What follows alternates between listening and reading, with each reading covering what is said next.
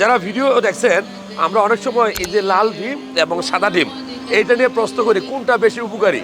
আসলে কি আপনি জানেন কোনটা বেশি উপকারী? আমি বলবো প্রথমেই যে আপনি বেশি করে ডিম খাবেন। ডেলি 2টা থেকে 4টা 6টা পর্যন্ত ডিম খাইতে পারেন। ডিম খুব সস্তা খাবার। ডিম অর্ধসিদ্ধ অবস্থা খাবেন। যারা ডিম ভাজি করে খান তারা স্বাদ পান কিন্তু গুণাবলী নষ্ট হয়ে যায়। সো বেশিরভাগ সময় ডিম খাওয়ার চেষ্টা করবেন। ডিমের উপকারিতা কি? ডিম আপনার মেধা শক্তি বৃদ্ধি করবে। ডিম আপনার টেস্টোস্টেরন লেভেল বাড়াবে। ডিম আপনার শুক্রাণুর কোয়ালিটি বাড়াবে।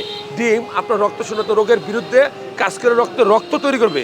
ডিম আপনার রক্তের খারাপ কোলেস্টেরল কমাবে। ডিম আপনার লিভারের চর্বি কমাবে। ডিম আপনার পেটের সবচেয়ে সুস্বাদু একটা খাবার এবং সবচেয়ে বেশি হজম হয়। সো আপনি কোন ডিমটা খাবেন? আমি বলবো গবেষণায় বলে লাল ডিমটা একটু ভালো, সাদা ডিমটা একটু কম ভালো। আমি আসলে এই ধরনের সূত্রে বিশ্বাসী না।